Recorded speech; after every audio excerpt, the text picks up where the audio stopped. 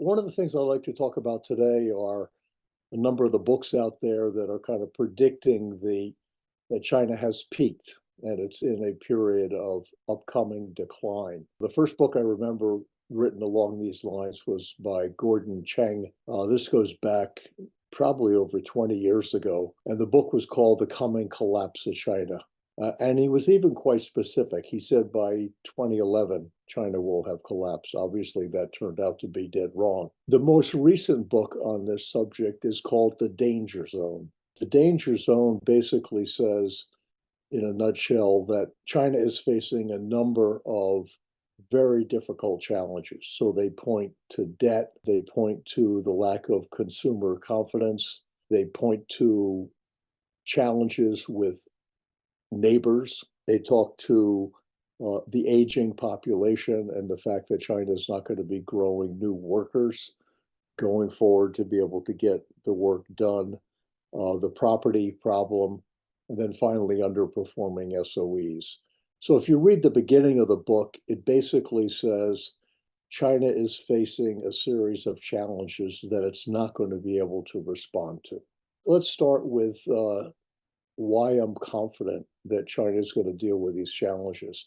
I guess what I put forward as reason number one is just look at China's history. We're not going to go back far in history, but certainly if you start with the Civil War, the CCP had significant disadvantages in terms of manpower and military weaponry vis-a-vis the nationalists. And yet, because of strategy and being able to build the people's support around them, they were able to prevail. But at the end of the day, if you just look at the facts and go through all of those challenges from the Civil War, it's a track record that is pretty impressive. And then if you add on top of that, China brought 850 million people out of poverty and did so without getting involved in any external wars. It's a pretty impressive record.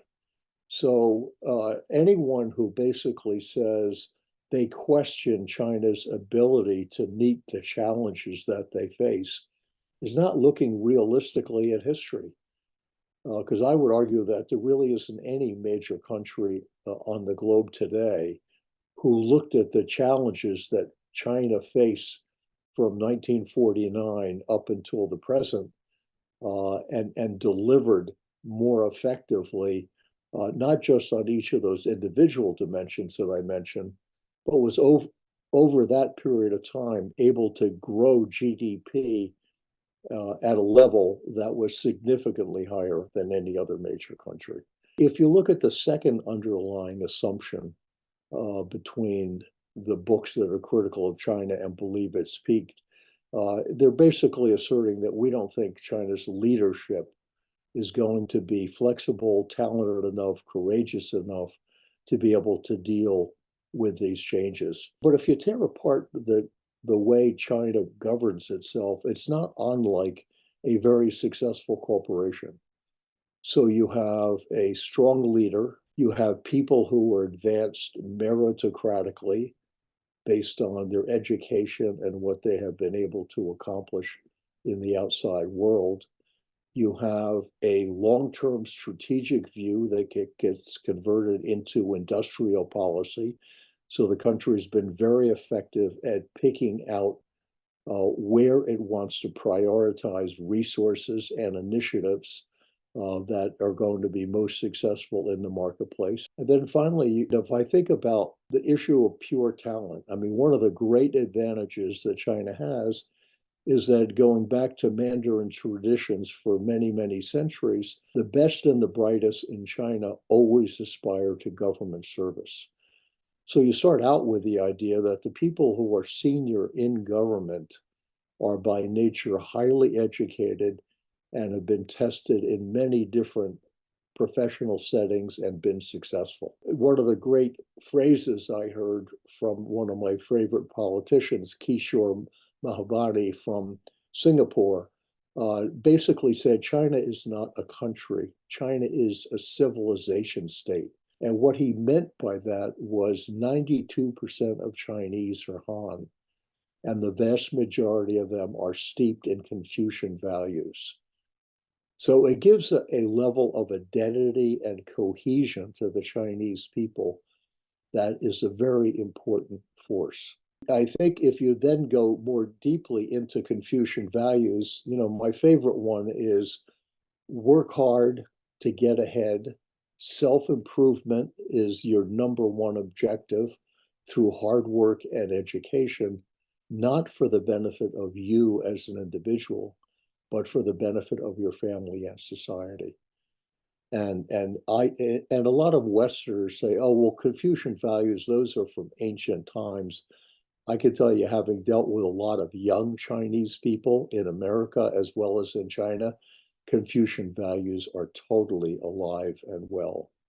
And the final point I would make is, a lot of people will make the comparisons and say, oh, we've got the middle income trap, and that's what really hurt Japan at the end of the day.